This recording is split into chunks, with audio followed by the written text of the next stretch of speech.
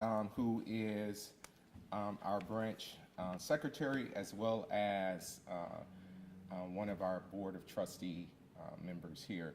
Kareem Scales, who is our administrator of operations, will be joining us as well, and as well as attorney Carlton Mayers, who is our legal counsel for public safety.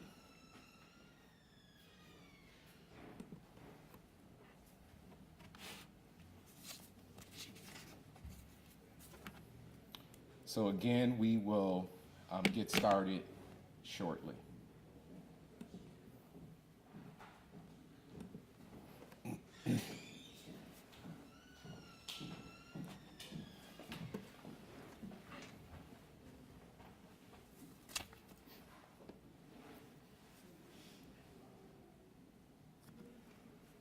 Let's get, we need to try to raise this a little. Look at some books. Yeah, or something. That's what we were just informed of.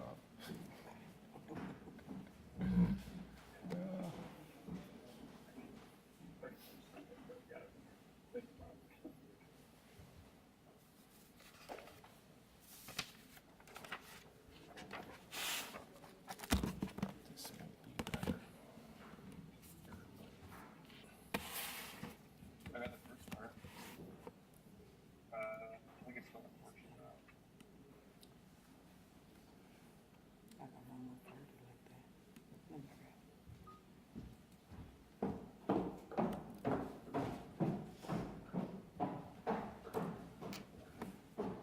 Yeah.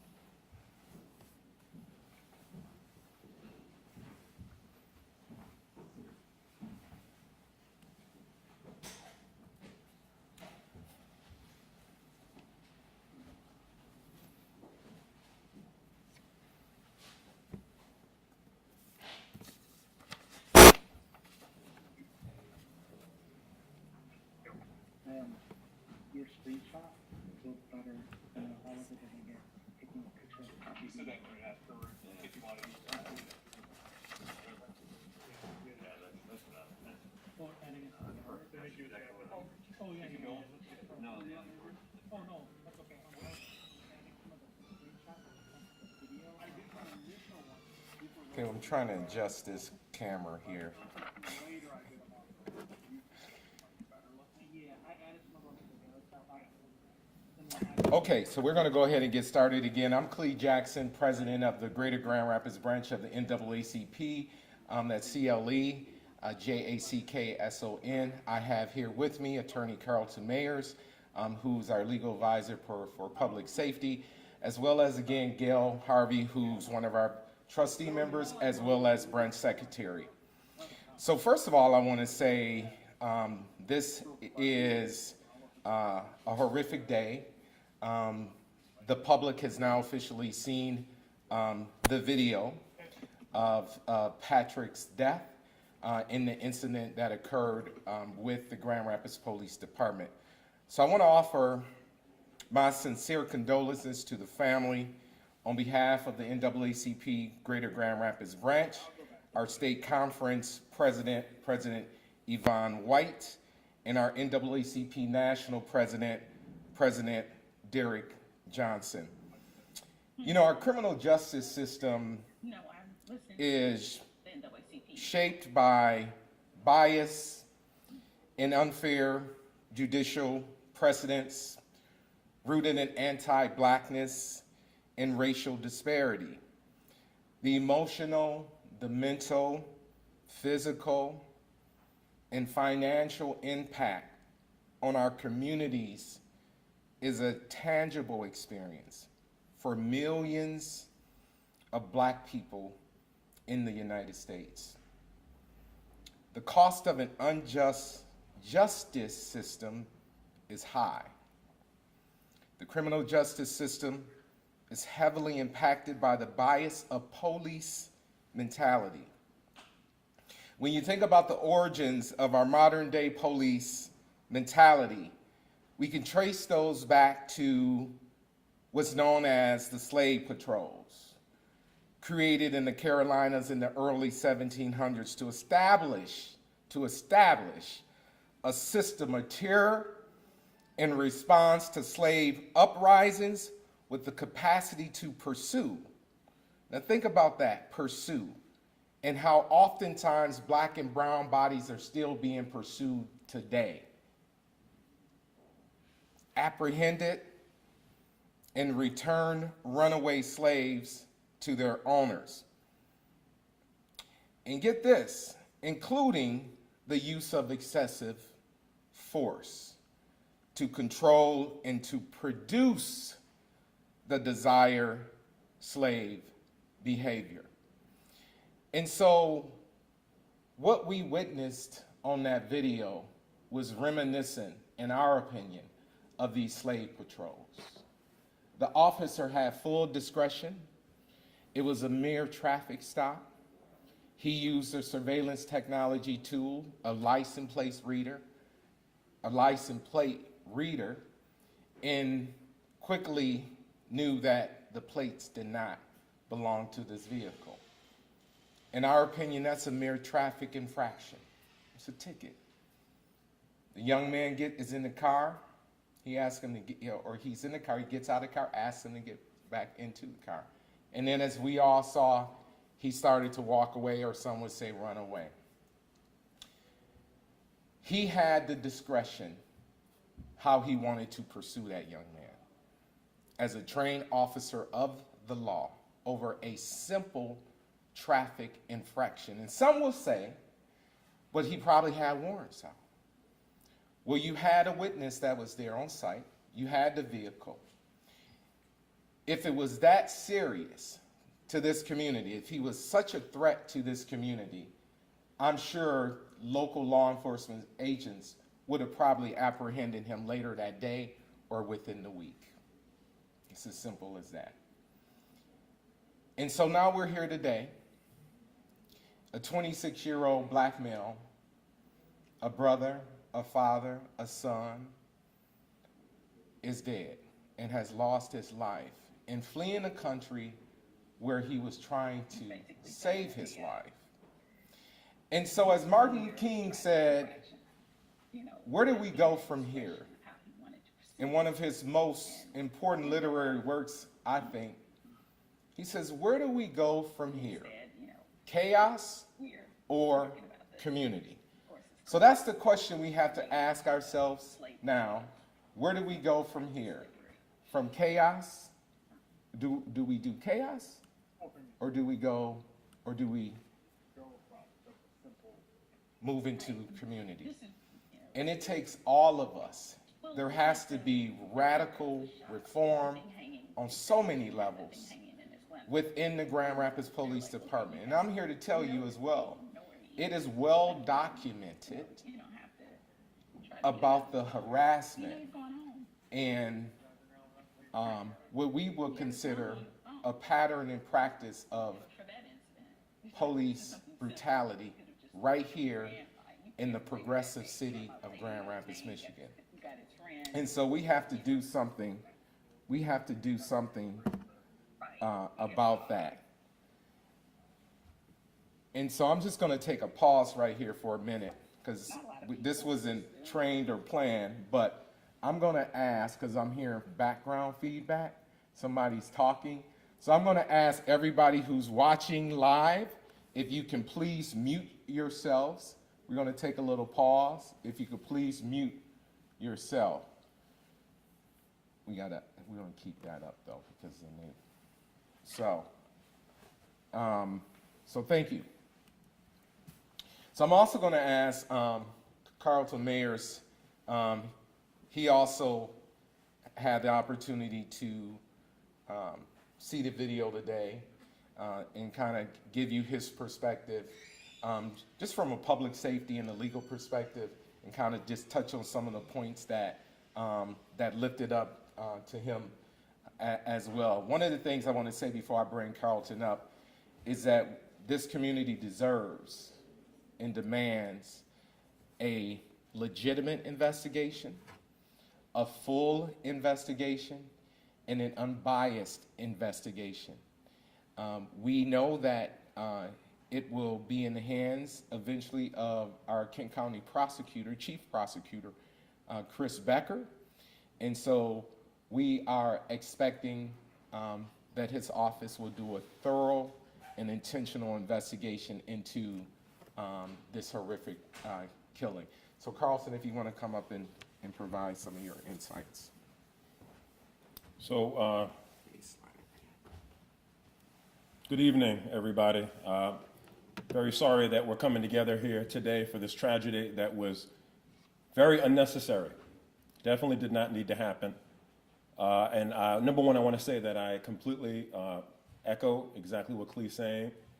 And in addition to that, I want to add that this, we had the surveillance, the changes to the surveillance policy, right, for the city of Grand Rapids. It was such a wonderful moment of bringing together community, law enforcement, local lawmakers, other city government agencies to come together under one community, right, to support public safety.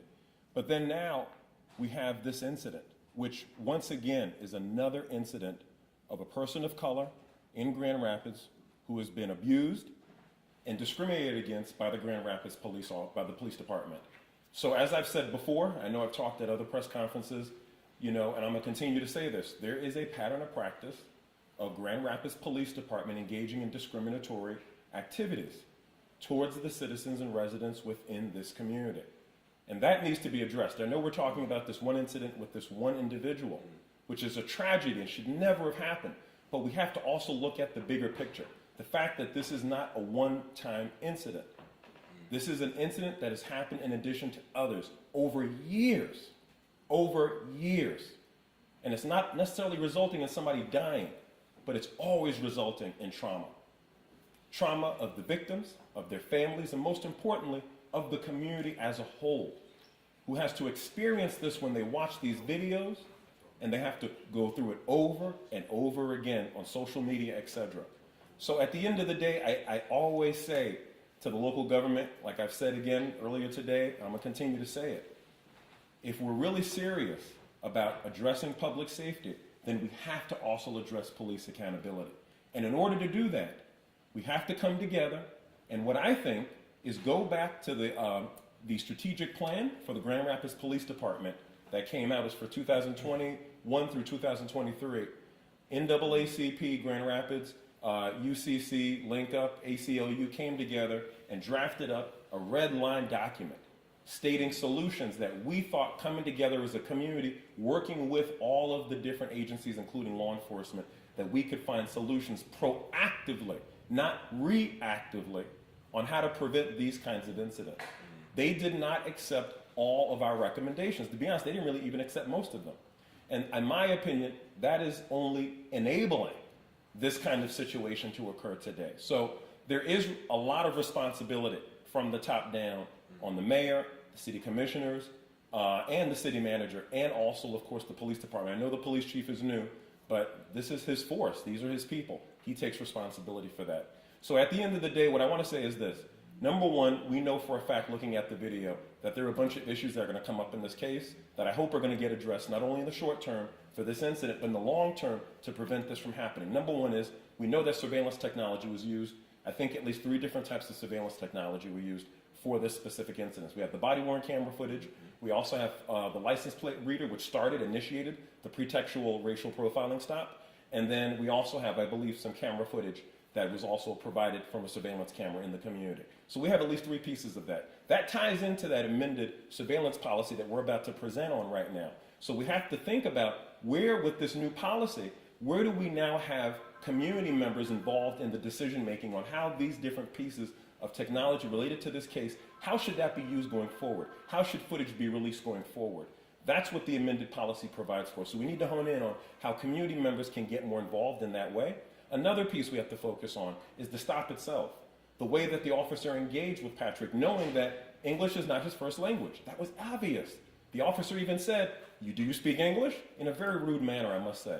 But at the end of the day, that was an area to de-escalate and to continue to communicate and figure out what's the best way to engage with you. He didn't do that. Instead, he tried to get physical, or actually did get physical, okay?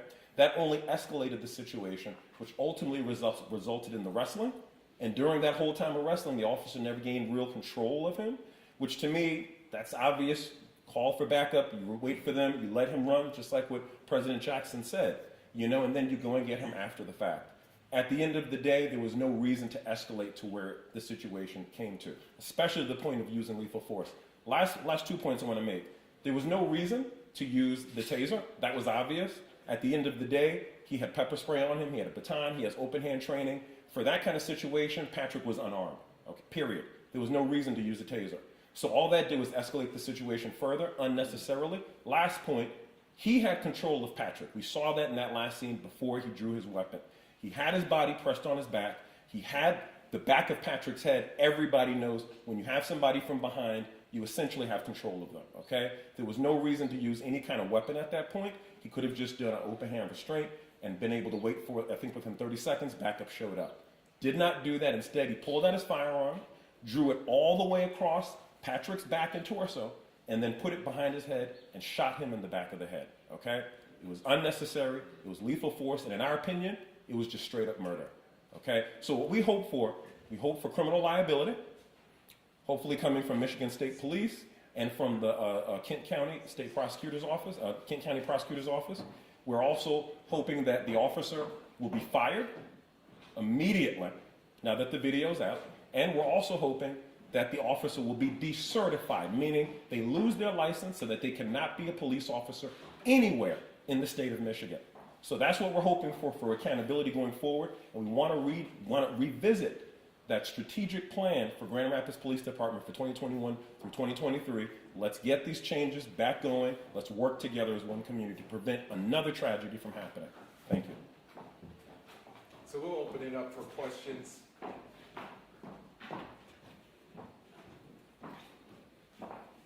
So I have definitely a question. Gosh, I have so many questions, but one in particular, already the point of contention, and Cle, I would love to hear from you, but whomever else wants to speak on it. Already a point of contention was Chief Lindstrom's explanation of why the body cam was turned off. He said it had to be held down like for 3 seconds and then it goes off, or he said it was like had to be hit a number of times. What are your thoughts on that? And if it did go off, why would that be so easily to do? There's just a lot of questions there. I guess that's a good question. Any of you want to take that about the body camera? I know that apparently they're strapped on 2 different type of ways, and he explained this, the chief, to us early on when it happened. There's apparently a heavy strap that keeps it on, or there's a metal plate, almost like a magnet. And he said it's kind of common if you get in a serious tussle that actually the body camera could actually come off.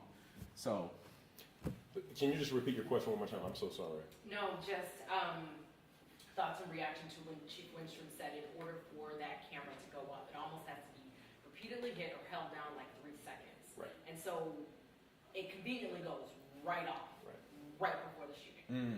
okay. And so we were like, there was a number of questions of if you have that body camera on and it's so sensitive, why have something so sensitive on you? Why not have something that's going to last on you? You know what I mean? And it went off, quote unquote, right time. You know what I mean? So something I do want to highlight, and this ties directly into the amended surveillance policy that was ratified January this year, is that now, under the amended surveillance policy, it is now the responsibility and role of the Office of Oversight and Public Accountability to review all non-compliance related to body-worn camera usage by Grand Rapids Police Department officers. So when we're talking about failure or deactivation kind of issues, that falls right under the Office of Oversight and Public Accountability. They have to do an audit of that, and they have to produce a report that will be provided within 3 months of the incident. Now, I do want to highlight something. It is not mandatory, not required for the Office of Oversight and Public Accountability to publish the findings of that audit, at least after the 3 months. They have to wait until the full year to do an annual report. Well, they will then include the information there. But it is up to the discretion of the director, that's Brandon Davis. He can't, on his own, just publish that information once the audit is done to the public before that 1 year period. So I agree with you, and I think the best person to ask that question of is going to be Brandon Davis, because it's really his responsibility to investigate that. Last night, oh, sorry. And I would just say, as an attorney that has gone against the police on a number of occasions, it's always coincidental that a body cam isn't working, and you hear it working for a while, and then it's off. And then on this one, I heard it working a little later, conveniently. It's always better if, from the police department's perspective, that if you have a bad video and it really hurts, coincidentally or conveniently. I'm not saying that's what happened in this case, but I do know that more often than not, we hear that something wasn't working during the key time. So that definitely needs to be investigated as to why. During a struggle that it's being held for 3 seconds and then coming on is a little suspicious, I'll just say, because you know, what kind of struggles are going to be for 3 seconds in that way? So that needs to be investigated. Last night, a lot of people spoke up about the fact of they've been mentioning to city leaders that there's been police brutality following the protests that happened in 2020 and when they've been peacefully protest. Some people have called for Mark Washington to resign and for Mayor Bliss to step down or to leave office as well. What is the NAACP's stance on the city leaders in Grand Rapids? Well, this is a perfect opportunity for leaders to be leaders. It's a perfect opportunity. In these challenging times, I think the most important thing, and Attorney Crump said that he spoke to this Sunday at the community forum, and he said, in these difficult and challenging times such as these, it is time for leaders to be leaders and to lead and to make tough decisions. We're not going to ask for anybody's resignation. You know, quite honestly, I think all of you know, and we were very clear as an NAACP and we made a very public statement where we had asked for all 3 finalists to be scrapped, including Chief Winstrom.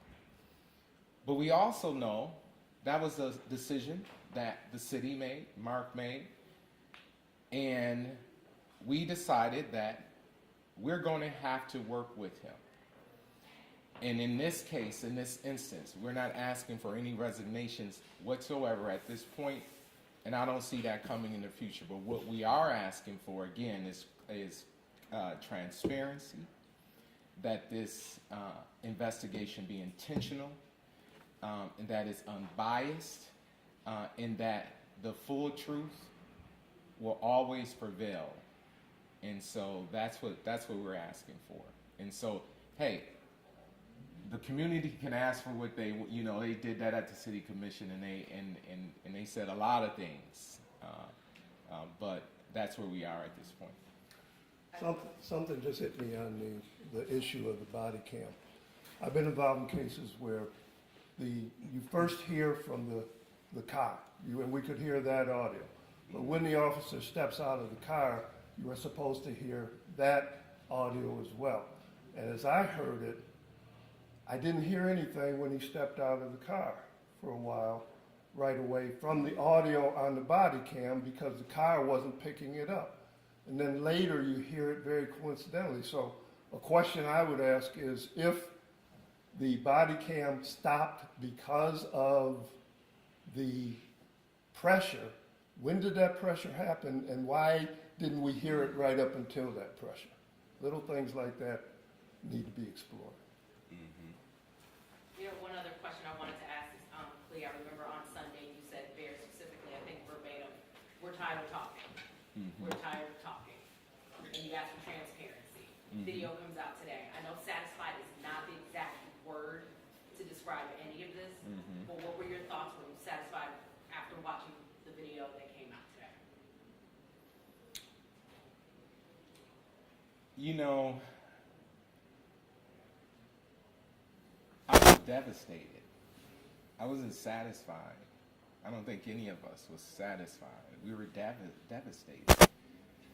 Because we have to remember, yes, we've asked from the very beginning, when I got the call Monday morning when it occurred, from city officials.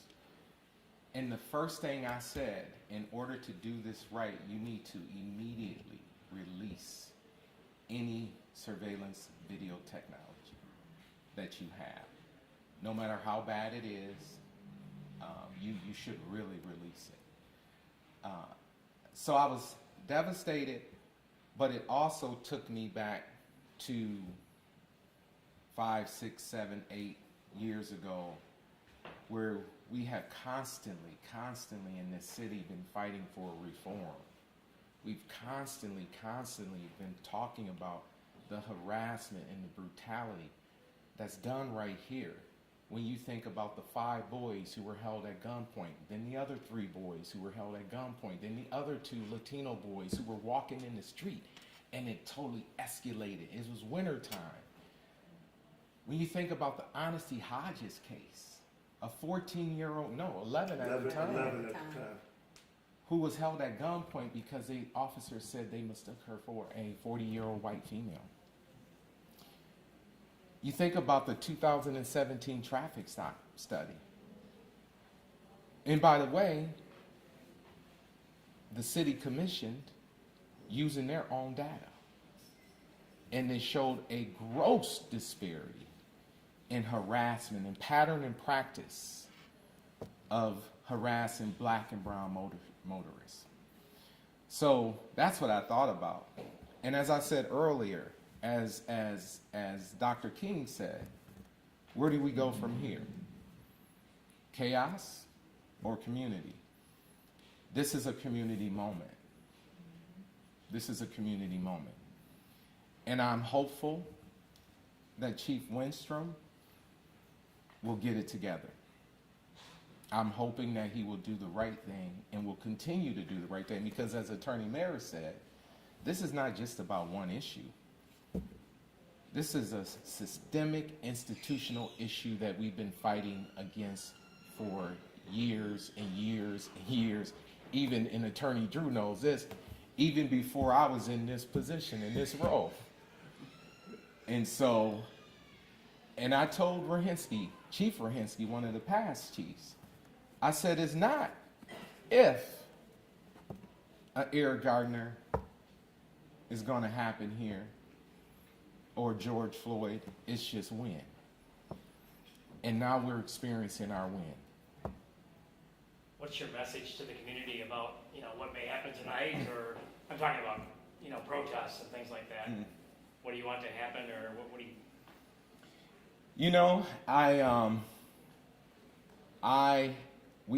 It's our constitutional right to protest, first of all. I met with the brother, Patrick's brother, Jimmy, for a while. And one of the things he made clear, and the family made clear, is that they want peace. And so I promised that we would fall in line. And the message that I give to community is respect the wishes of the family.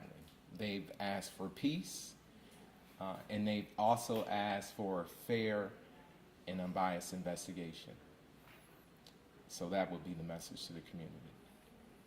There's a lot of community members out there calling for the release of the police officer's name. Chief Winstrom explained why he's not doing that at this point. What are your thoughts there? You want to address that? One of you? Yeah, go ahead and address it. Well, I believe at this point, Police Chief Winstrom is correct in regards to when he is allowed to release the name, but I have heard rumors that the name has already been released on social media anyway, and the address, and also the name of his partner, his wife. So, at the end of the day, the name is going to get out, is when it's going to get out. I think what we need to focus on is not as much who's the name of the officer, but what's going to happen to the officer. Is the officer going to be fired? Because if you ask me, looking at the video, it's evident that there was no justification for use of lethal force, right? There was no imminent threat posed to the officer or anybody else in that neighborhood, in that area, for death of threat or any kind of significant injury. Okay, I'll be honest with you. I'm not even sure if I saw the Patrick holding the taser at the end when the officer drew his firearm. So when he said let go of the taser, even that to me is very skeptical. It's very dubious. So at this point, it's evident the officer needs to be fired. I think the police chief has enough at this point to come out and make that statement, even if his colleagues don't want him to. With him being new, I think this could be a good opportunity for him to set a good foot forward with the community and show them that he really supports the community more than this toxic police culture of the Grand Rapids Police Department. So it would be good to see him come out and say that he's firing the officer now. When should have this video been released? What do you feel would have been a more reasonable time instead of over a week later? Well, I asked, as I said earlier, I asked when I got the call Monday, I said to both the Chief Lindstrom, and City Manager Washington to release the video immediately. That's what I said. And so, whether it was that day or that Tuesday, in my opinion, they should have released it. And that's what should have happened. So, any other questions? Do you expect like civil and criminal litigation to come forward after seeing the video yourselves? Oh, absolutely. I don't know if you guys want to speak to that, but I do. No, and as far as civil litigation, they've talked about the standards. Was that officer in imminent harm? You'll have the issues of qualified immunity that we deal with and things of that nature. So I expect there to be civil action. The criminal action will depend on the prosecuting attorney, and our prosecuting attorney works with these officers all the time. Is that a concern? It always is. Should there be an independent person looking at it as well? Possibly. The thing that has troubled me more than anything, well, not more than anything else, but significantly, is this officer was not even interviewed yet. There's supposedly a rule of 72 hours. I've been involved in cases, in fact, I was involved in the shooting death with the Kent County Sheriff, and they interviewed all of the witnesses at the scene, except the officer. They allowed the officer to wait for a week or 2 weeks or even more before giving a statement. Investigation 101 is that you get the information from them while it is fresh in your mind, because that's where you find the inconsistencies and things of that nature. To use the excuse that his attorney is on vacation in these days of Zoom and being able to do things remotely and otherwise and everything else just doesn't sit well with me. It allows the officer to, and a lot of times the union is behind that. A lot of times the police union is behind not just these rules, but protecting their officers. And that's where you have to balance and not allow that type of thing to occur in the interest of fairness. Yeah, well, thank you all for coming out this evening. We will definitely be monitoring this case. This is going to be a long road, and so we will continue to provide community with updates. But most importantly, we're going to support the family. And so in every way that we can, utilizing all of our resources from the local level, the state level in NAACP, and the national level in NAACP. So thank you for coming this evening.